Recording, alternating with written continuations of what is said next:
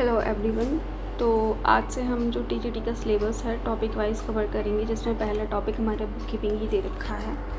तो सबसे पहले हम बुक कीपिंग को समझते हैं कि व्यापार में होने वाले सभी आर्थिक लेन देन को व्यवस्थित रूप से लिखने की जो प्रोसेस है उसी को हम क्या कहते हैं, उसी को हम बुक कीपिंग कहते हैं। एक मिनट इसको अंडरलाइन कर लेते हैं। व्यापार में होने वाले सभी आर्थिक लेन देन को व्यवस्थित लिखने की प्रक्रिया ही हमारी क्या है, बुक कीपिंग है। अगर हम सरल शब्दों में बात करें तो व्यापार के लेन देन को लिखकर सुरक्षित रखना ही क्या है, हमारा बुक कीपिंग। उदाहरण, 5,000 का माल खरीदा, 10,000 का माल बेचा, मजदूरी दी, ठीक है, बैंक में 15,000 रुपये जमा किए। सारे ही ट्रांजेक्शन्स क्या होंगे, हमारे बुक कीपिंग में रिकॉर्ड होंगे।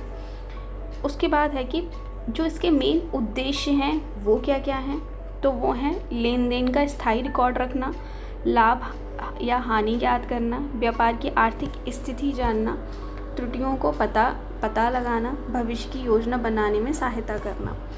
इसके लाभ क्या क्या हो सकते हैं, तो लाभ है व्यापार का पूरा हिसाब यही मिलता है बुक कीपिंग में, धोखाधड़ी कम होती है, टैक्स भरने में भी सहायता मिलती है और बैंक से लोन लेने में भी मदद मिलती है।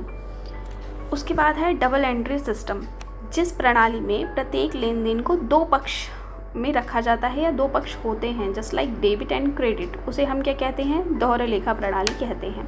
इसके मुख्य नियम आप इस तरीके से याद रखना कि हर डेबिट का समान क्रेडिट होता है। मतलब हाँ, जो जितने से आप डेबिट करोगे उतने से ही आप क्या करोगे, क्रेडिट करोगे। उदाहरण, यदि व्यवसाय ने 10,000 नगद क्या है हमारा फर्नीचर खरीदा, तो इसकी एंट्री क्या बन जाएगी, furniture account debit to cash account. यहाँ जो फर्नीचर है वो बड़ा है और नगद क्या हुआ है, कम हुआ है, तो जो कम हुआ वो क्रेडिट हो गया और जो बड़ा वो क्या हो गया, डेबिट हो गया।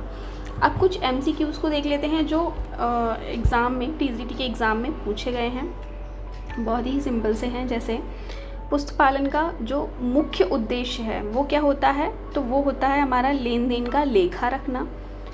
दूसरा है कि दोहरा लेखा प्रणाली का आधार क्या है, तो क्या आधार है, ये दो पक्ष। दोहरा लेखा प्रणाली में क्या होते हैं, अभी हमने देखा था जो हमारा डबल एंट्री सिस्टम है उसमें कितने आधार होते हैं, तो दो पक्ष होते हैं। व्यवसाय में माल खरीदने पर कौन सा खाता प्रभावित होता है, अगर हमने मान लो बिजनेस में माल खरीदा तो उस पर जो फ़र्क पड़ेगा वो किस खाते पे पड़ेगा, तो क्रय खाते पे पड़ेगा। डबल एंट्री सिस्टम में प्रत्येक लेन देन के कितने पक्ष होते हैं, दो पक्ष होते हैं। बुक कीपिंग किससे संबंधित होती है, तो व्यापारिक लेन देन से संबंधित होती है। हर डेबिट का सामान क्रेडिट होता है, यह कथन किसका है, तो ये डबल एंट्री सिस्टम का है, ठीक है। नगद से फर्नीचर खरीदने पर कौन सा खाता डेबिट होगा, तो कौन सा खाता डेबिट होगा, फर्नीचर अकाउंट। उसके बाद है लेखांकन का जो प्रारंभिक चरण है वो क्या होता है, वो हमारा होता है जनरल एंट्रीज। क्या होता है, जनरल। तो thank you so much for watching this video guys, thank you so much.